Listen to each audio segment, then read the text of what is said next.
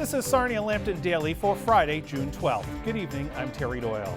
The province of Ontario sees many areas moving into Stage 2 today. As of midnight, many areas across Ontario were able to reopen things like hair salons as well as patios for the restaurants. Restaurants themselves, the inside part had to stay closed, but patios could reopen to go along with takeout and delivery services.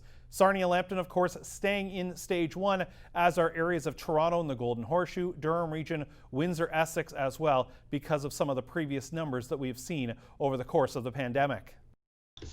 It's Friday, so let's go out to the Home Office in Petrolia and check in with Sarnia-Lambton MPP Bob Bailey. Bob, how are you on this Friday?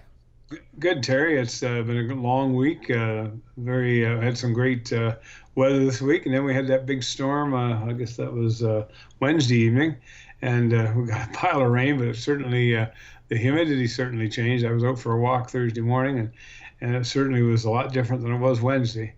And it's been great. You know, had committee 3 days this week. Finished up this afternoon. I'm on Bill 156, the Animal Protection Act. So we spent Monday and Tuesday on that all day, and then of course all day today, Friday, and finished up. Glad that's over, and it's been a busy week. Yes, it has been a busy week, and I know you've been in touch with a lot of the politicians and other officials locally, because the topic of the week, of course, has been Stage 1, Stage 2, as today is the day. Of course, many areas of the province have moved to Stage 2, Sarnia-Lambton, Windsor, Essex among them that are not right now. I'm sure you've been talking and hearing from people. You put out a statement as well. Just give me your take on how this is all played out. Yeah, it's we were confident and hoping that we'd be moving to Phase 2, but with the about 2 weeks ago we had that outbreak at one of the local long-term care homes. Everyone's familiar with that, and that certainly drove the numbers up. And when you look at the numbers, we were right up there with the numbers across Ontario that earlier this month, when I think we peaked at about we had unfortunately 25 deaths, and a number of people, 270 I think currently. Have been identified as COVID-19 positive. Had a number of recoveries, but it's a situation. I think Essex earlier this week had another outbreak increase. Now that's temporary foreign workers that are there to do work in the greenhouses and on those farms, and they've driven their numbers up, just like in the Niagara region. The Niagara region, right from Haldeman, Norfolk, right through to Niagara Falls, is shut down because the numbers there, and a lot of it, not all of it, but a lot of it, the farm workers, that I think it was 164 from one farm that had to go into the hospitals in Brant County, actually, in Brantford. Well, it's not a perfect, calculation or perfect situation by any means. Did you find, as you kind of went through and obviously talked to your colleagues when it came to the ministry and the government, where a lot of the areas that are in Stage 2 as of today never really got hit? Their deaths are in single digits per 100,000 people. The cases are much lower, because I know per 100,000 people is kind of the number that's used to compare apples to region to region. Is that what you're finding? Is most areas that are open now never really did get hit with this as that hard?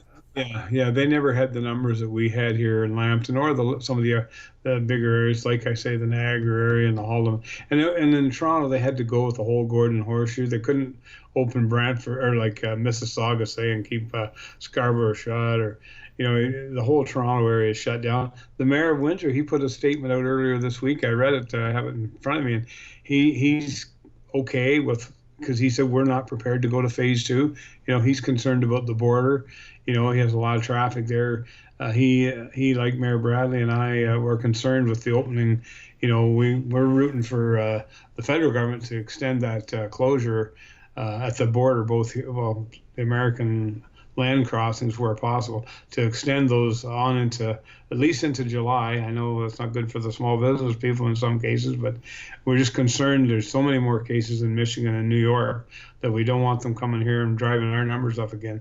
But I've been on calls with the mayors, all of the mayors, and the Dr. Ranity, and him and I kept in touch through this, and of course Blue Water Health, which is doing a great job here helping the one long-term care home. Well, they've stepped in more than one case, but they're currently involved at the one local long-term care home where we've had an outbreak, and they're in there helping everything from nursing to infection control to cleaning, because they have a number at that that long-term care home, they have a number of staff. I think it's up around 25 staff that are off and not able to be there. So the Blue Water Health stepped in to help them. So yeah, I've had lots of conversations with all of the mayors, the warden of the county, Mr. Weaver, of course, Mike Bradley, Bev Hands, and all the mayors. A number of the mayors have told me privately that we're not ready to move to phase 2 yet. So it's a mixed bag what you're hearing, and it is awkward because we got Grand Bend in the north. The biggest part of Grand Bend is in Huron County, so Huron County is open. Once you cross a certain mythical line there in the town of Grand Bend, you're in Huron County, but the beaches and the restaurants in Grand Bend aren't open, not takeout and things like that.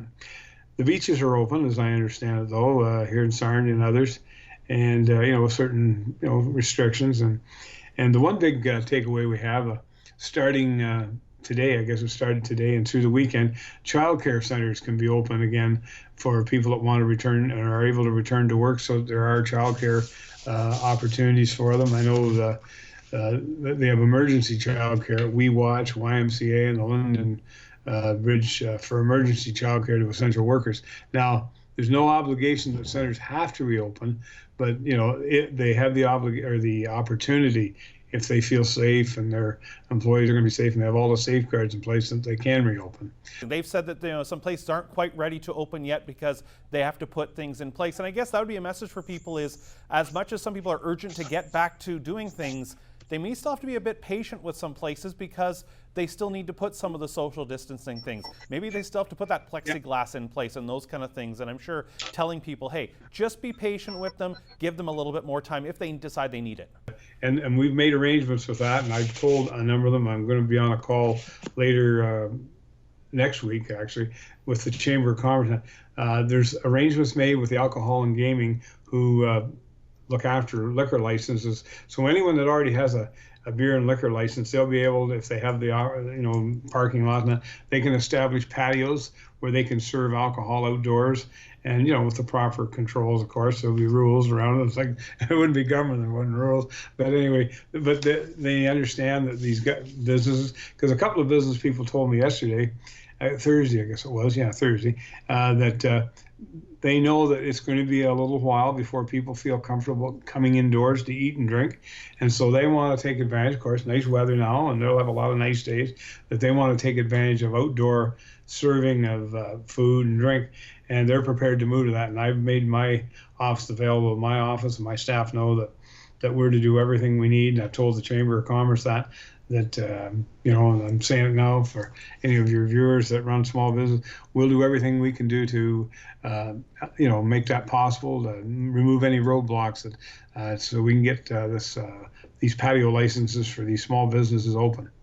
As one of the challenges as this has gone on is a lot of times it's programs that would have normally taken months of discussion, debate, going through things, and then all of a sudden now things were suddenly being rolled out, and maybe knowing that, sure, some things took a little longer to get out there. I can think of the emergency pay, for example, for some of the healthcare workers, where first of all saying, okay, it's been announced, where is the money? Well, that takes time, I'm sure, to unfortunately go through some red tape to get that done. And people saying, well, why wasn't this group? And we see this federally as well. Why wasn't this group included? Why wasn't this group? It could have been done this. Has that been probably the biggest challenge of government right now, is because things are moving so quickly?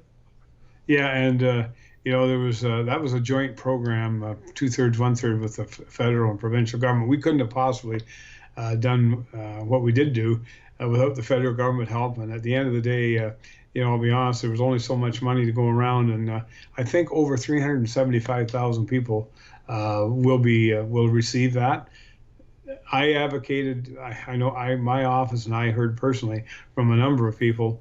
We included more. I wrote letters, to the Ministry of Health and to the people that make the Treasury Board. Of course, I had calls with Treasury Board personally with the president of the Treasury Board, and there were a number of other professions that were included, but not all, and that's the sad part of this. I got other ideas on that, but anyway, I'll leave them. It's just unfortunate that there were, because everybody's important. I think everybody that's working in this, trying to get through this now, whether you're in the press or whether you're in TV, radio, the guys that are picking up waste every day, they're out there doing their job. The truck drivers, and everybody out there is doing their part to try and get us out of this. So I don't believe anybody's non-essential. I think everybody's an essential worker, and nobody more so than our frontline health workers.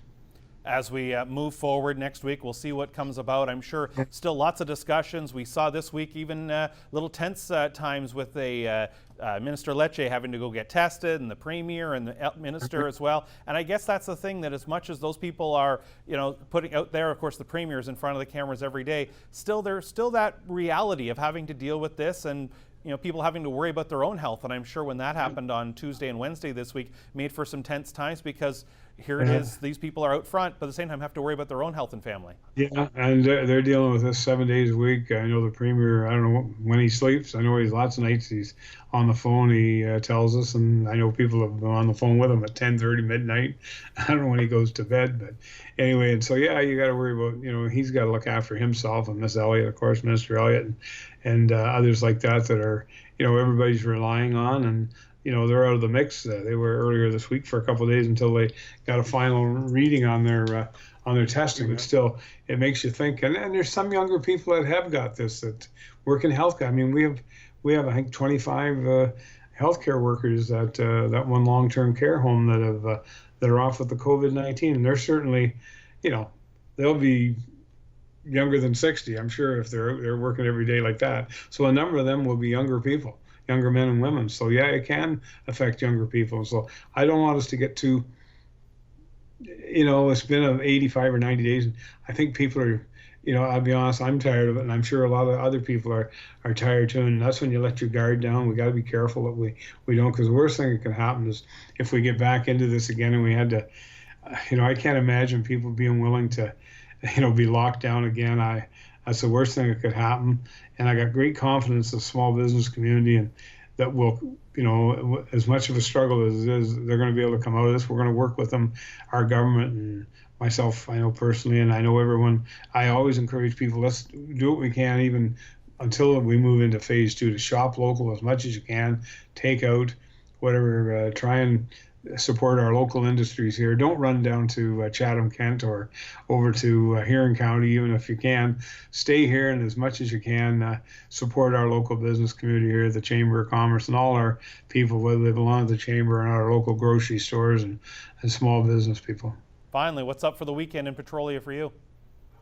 Oh, I don't know. I should get out in the golf course, but I'm not a golfer. But I was by there the other day when I was out for a walk, and they told me there's a new league called Geezers. And they said, you'd fit right in there, Bob, as a geezer. And I said, well, I've been called geezers and a lot of things over the years, but I said, maybe that's something I should consider. And I'll put something on my Facebook about me being a geezer. Geezer golf, maybe for Bob. Bob, enjoy the weekend. Yeah, you too, Terry. And thanks again for all the work that your TV and yourself and your staff there, everyone that you've done during this crisis to try and bring some good news and communications to the people that are isolated at home. And like I always say, you're not stuck at home, you're safe at home. Look after yourselves out there. Thanks, Bob. There's Sarnia-Lambton MPP Bob Bailey joining us here. Stay tuned. You're watching Sarnia-Lambton Daily on your TV.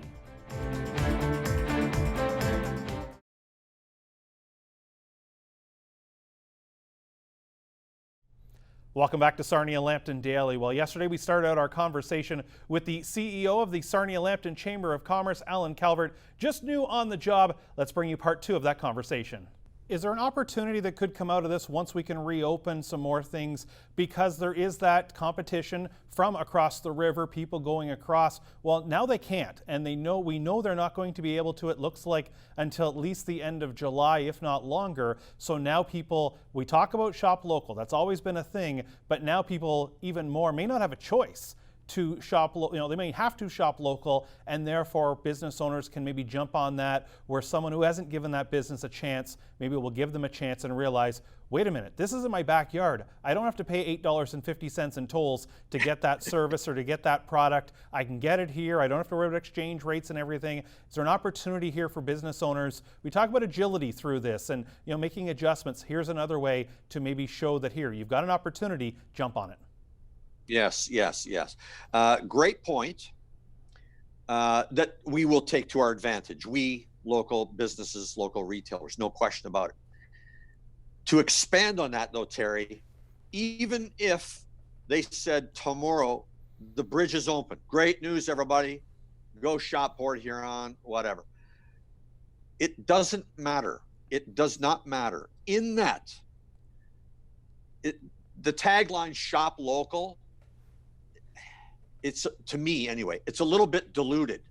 Shop Sarnia, shop Lambton County. It's not optional. You have to do it. You have to support your neighbors. It's non-negotiable. Please shop local. Support the local gas stations. It's funny, one of our neighbors here is Holden Shell. My wife said to me the other day, Allan, you have got to buy your gas there. Even if you're paying the extra couple of cents, shop those guys. They've stayed open through this. If Holden Shell's not in your neighborhood, whatever service station is, buy your gas here. Shop locally. So Allan, certainly talk about shopping local, and shopping very local, hyper local is the key. And I guess, do sometimes you find people sort of forget that? We're realizing, well, wait a minute, how do you expect people to support what you do if you're not supporting those people who are down the street from you yourself? Yeah, that's a good point, Terry. And it's sometimes we in business can overanalyze people justifying, or how we explain to people why they should shop local. I think we have to go beyond that pitch and not have to explain it. Just do it. Just do it. Shop local, shop Sarnia, shop Lambton County. We don't have to explain that. Everyone, believe me, everybody can relate to the situation that we're in now. And we can't forget, as challenging as the last 80 days have been, and when I say challenging, there's many people that are still working. They're in modified work environments. Many of us that are working are. But we've had to go out for groceries. Look at Walmart, Home Depot, Lowe's. There are lineups. The parking lots are packed. So my point is, things are modified. We're all witness to how things are modified. And those are businesses that have managed to survive through this. There are businesses that are still closed and have been closed. So again, the thrust of my message is shop Sarnia, shop Lambton, period. Just do it. Get out there and do it. It's like I say, it's non-negotiable. They all need your help right now. Just do it. Allan, as we come out of this and move forward, you've obviously had a chance to look at the chamber and how things have gone over the last, months, years. There's the advocacy side of it. There's been the event side, the networking, the After 5 events. Where do you see things going forward when it comes to, and I realize you're only in day 4, so I think you just got the key to the company washroom yesterday. Where do we go from here in terms of the chamber philosophy? Yeah, that's a tough question. And when you say the chamber philosophy, the demands and the functionality of a chamber of commerce, in our case specifically, the Sarnia-Lambton Chamber of Commerce, it is heightened. There's no question the demands are going to be greater. Where are we going to be in the near future? And interestingly enough, I was asked this question at the media briefing on Monday morning. Where are we going to be in 6 months? Where's Tourism Lambton going to be in 6 months? Honestly, no one has the answer to that question. No one. We have no idea. We are here for everybody. We're monitoring it daily, and we will only be able to deal with it. And again, that word that's been the new language, if you will, we'll pivot accordingly, because some of the media releases, even as recent as today, the number of cases were amped up yesterday in Windsor. So is there going to be, and this is probably not the right terminology, but is there going to be a double dip? No one knows the answer to that question, which is why there is heightened awareness for everybody when it comes to things like PPE, our personal protective equipment. It's really important. And whether or not it's my position to get this out, I'm just a speaker on behalf of the community. It breaks my heart when I go shopping to pick up something at Home Depot or whatever the case may be. I've got my mask on and I look around and there are a few people that don't. And I'm kind of disappointed because truly we all have to look out for each other. I'm not a medical professional, and the things that I've heard over the last 3 months, you should wear a mask. It's not for your protection. It's for other people's protection so that I'm not spreading germs. So, I'm putting it out to everybody that's watching this show, and I know a lot of people watch this program. Please put them on. I was at Libro the other day, and it was exciting to see. I went in with my mask on. They had a box of masks at the counter, and I thought, that's proactive. And for those businesses out there that are watching this show, I would encourage you, get a box of disposable masks. For those people that have chosen not to wear them when they run out to places like Lowe's, Home Depot, Walmart, whatever the case may be, get the mask on. It's not just for you. It's for all of we fellow citizens. Please do us that favor if you don't mind. Allan, before we let you go, and I say this tongue-in-cheek, you, of course, for 18 years did the commute from Brights Grove to London. We hear stories of people, a commute from Brights Grove now to Christina Street. That's got to be a long haul for some people. I'm guessing now it's a joy, it's a breeze for you.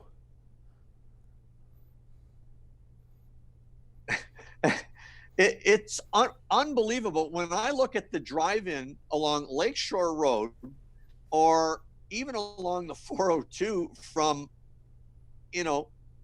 Airport Road into the city, it is a blessing in disguise.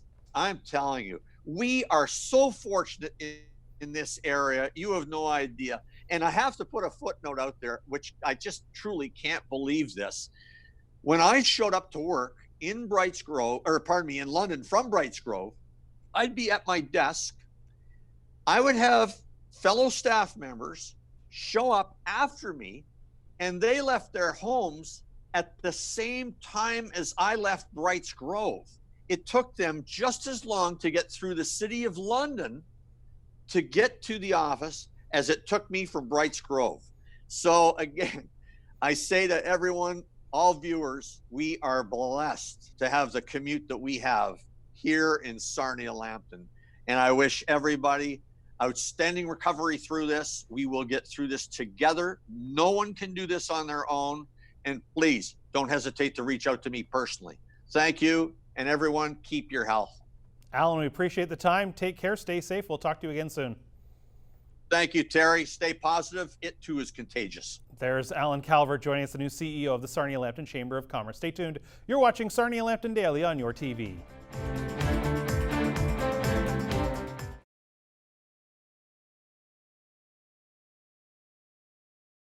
That's going to do it for Sarnia-Lambton Daily for this Friday. We're off for the weekend. Be sure to keep tabs on the Your TV Sarnia Facebook and Twitter channels for the latest on what's happening locally related to the pandemic. But for now, enjoy your weekend. We'll see you back here on Monday.